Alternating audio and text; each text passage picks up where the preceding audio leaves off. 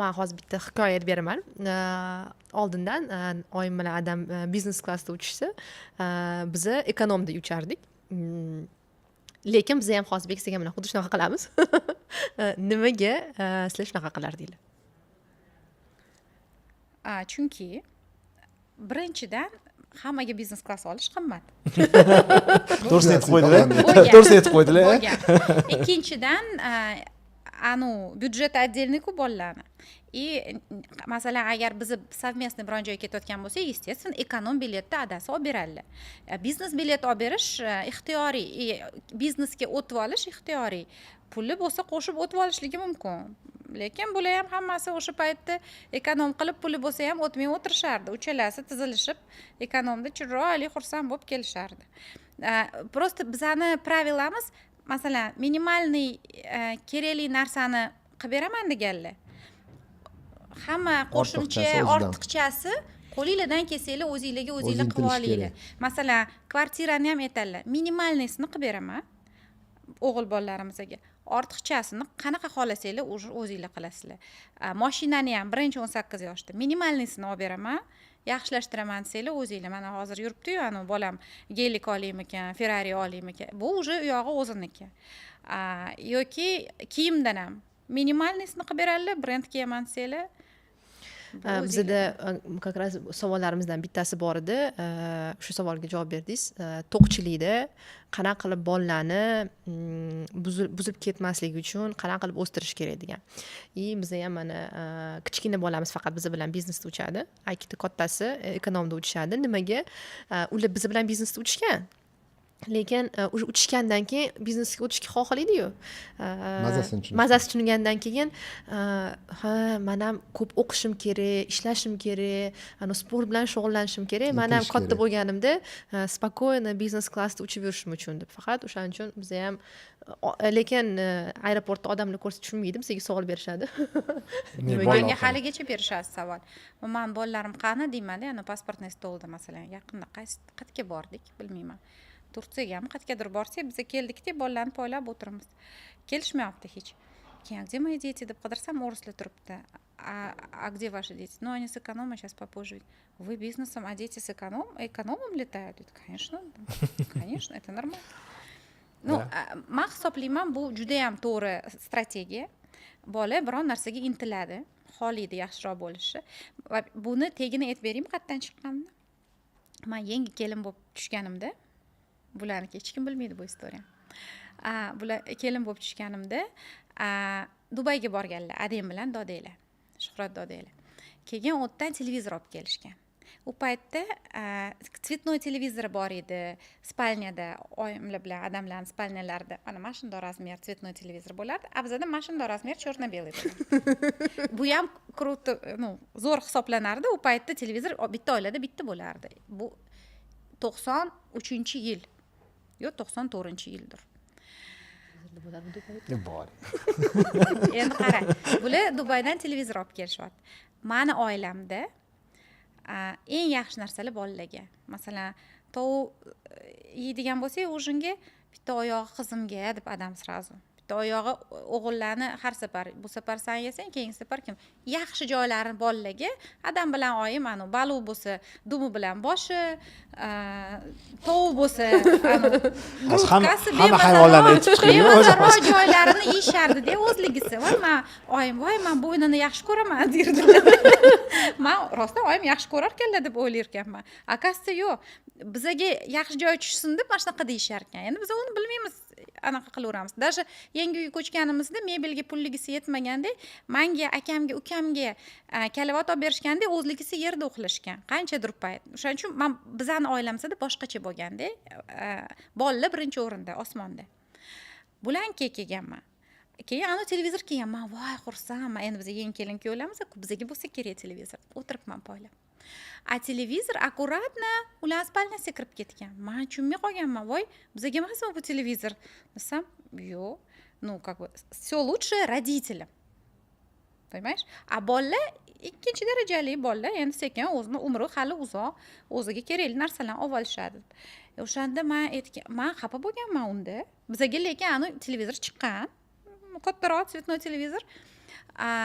xafa bo'lmaganman, hayron bo'lganman. Keyin tushunsam, bu to'g'ri strategiya ekan. Birinchi eng yaxshi narsani o'zingga, xo'jayiningga ravo ko'rgin, bular ham menga ravo ko'radilar eng yaxshisini, bolalarga keyin sekin уже soddaroq. Shirin, men bilaman, что sizlar yashashni boshlaganlarda men shunga xafa bo'lgan azgida. Men xafa bo'lmaganman. Bekstikam как раз oilalarda boshqacha bo'lgan. Siz oilangizdagi bo'lgan. Bekstikam dunyo ko'rishlari bo'yicha hamma narsa, eng yaxshi narsa bolaga bo'lgan. Men sizlar bilan katta bo'lganim uchun men ko'rganman, что hamma narsa eng yaxshisi ota-onaga bo'lganda, men aytardim, men yoshligimda ham hamma narsa yaxshi narsa bo'lganman. Mim o'tib ketaman shekilli. Qachon menga degan. Mani vaqtim qachon keladi? Lekin to'g'ri strategiya, оказывается, birinchi, masalan, endi ota-onangiz bo'lsa, ota-onangiz уже yoshi katta bo'lsa, ota-onangizga qilasiz, lekin любой psixolog hozir aytadiki, birinchi очередda o'zingga, keyin xursand bo'lib ota-onangga qil, bolangga qil. Yo'q, endi hozir yangi o'rganayotgan narsalarimizga qaraganda aytadi-yu, 5 yoshgacha, 3 yoshgacha, necha yoshgacha O'shaning uchun 5 yoshgacha biznesda yuradi. 5 yoshgacha hammalar siz biznesda yurishgan. Qul qilib uni anaqa qilasan, katta qilasan. No, boshida, yoshligida berishing kerak, чтобы tushunish kerak. Mana shunaqa hayot bor, mana shunga intilishim kerak degan. Biz ham o'shaning uchun Bekstikamni dunyoqarashlari ham keyin o'zgargan, keyin o'zlariga yaxshi narsalarni olib qolish boshlagan. Sizlar bilan gaplashishni boshlagandan keyin ko'rganman. Toni Robbins aytgan, esingizda bo'lsa. В первую очередь это твоя супруга degan. Или это твой partnyor. Yo'q, men sizlardan ko'rganman.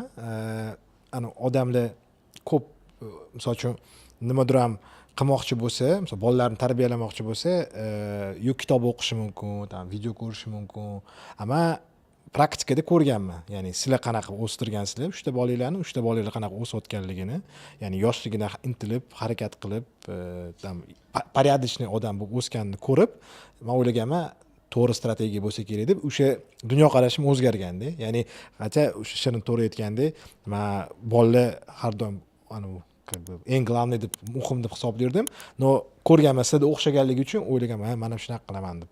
Shu biz bolamiz 30 da qor kuraganini aytib berdi o'tgan o'zim anaqada. Sizlar ham esingizda bor, chatga yuborsangiz, sizlar kimsizlar, varvarmisizlar? Bolalarni nimaga qiynayapsiz? Darsizlar gapirgansizlar o'shanda. Men gapirgan bo'lishim mumkin emas, chunki men o'ylaganman, tarbiya to'g'ri bo'lyapti. Malades degansizlar. Men aytgan. Da, shu. Da, endi oxirgi savolimiz, biz har safar shu savolni beryapmiz. Ko'p ota-onalar bolasini o'zi ko'ziga qaraganda yaxshiroq bo'lishini xohlaydi. Mana kelajagi qanaqa bo'lishini bilmaydi, savol so'rashadi odamlardan. Bolam qaysi направленияda ishlash kerak, qaysi направленияda o'qish kerak deb savol so'rashadi. Mana sizlarning fikringlar qaysi taraf, qaysi направленияда o'qish kerak? Hozirgi bolalar 10-15 yoshgacha bo'lgan. Hozirgi bolalar hozir sizlarni bolalaringlarni ko'rib to'g'ri tarbiyalayapsizlar deb o'ylayman. Qancha yoshlikda ko'p krujoklarni tatib ko'rsa, masalan 3 oy, 6 oy yo 5 oy ishlab ko'rsa, men chunki o'zimda bo'lgan. Men yoshligimdan nechtadir sportga borganman, muzikalniy shkolani bitirganman. Ishqilib 2 minut bo'sh vaqtim bo'lmagan, ko'chaga chiqishga vaqtim bo'lmagan. Faqat ertalabdan kechgacha yo bitta o'qishdan ikkinchi o'qishga mana shunaqa bo'lgan. Qatta именно o'zi men o'qishim, men masalan ozgina men masalan bayan akordeon topshirganman, muzikalniy shkolada gitarada o'ynasam yaxshiroq deb bilaman hozir. Lekin o'sha paytda men o'ynab ko'rmaganman, chalib ko'rmaganman. Men o'ylayman, bolalaringlar qancha ko'p har xil narsani o'rganib chiqsa, o'rganib ko'rsa, qatta unda yaxshiroq o'xshayotgan bo'lsa, o'sha narsani rivojlantirishga harakat qilardim. Yani shvedskiy stol deydi. Shvedskiy stolda masalan o'sha plavniya, sport, pianino yoki qolgan matematika, shaxmat, nima xohlasa, qaysi biriga ko'proq ko'ngli yaqinroq bo'lsa, moyilligi bor. O'shanda men o'ylayman, o'sha tarafda o'stirish kerak. Lekin men boshqacha katta qilganman. Birinchi bo'lib tillarni berganman. обязательно til bo'lishi kerak deb. Ikkinchi bo'lib aytganmanki, mana shu matematikaga bolalarimizni bizga o'xshagani uchun matematikaga qobiliyati bo'lgani uchun hammasi VMKni вычислительная matematika kibernetika fakultetini bitirgan. Sababi o'shani bitirsa kallasi любой narsaga ishlaydi deganmiz. Eng qiyin fakultetlardan bittasi Rossiyada. O'shani bitirsa xohlagan biznesda bo'ladimi yoki qayerdadir ishlayman desa o'sha narsa o'sha yerda anaqa qila oladi. har qanaqa muammoni yecha oladi. любой muammoni yecha oladi deb shunaqa anaqa qilganman o'qish bo'yicha.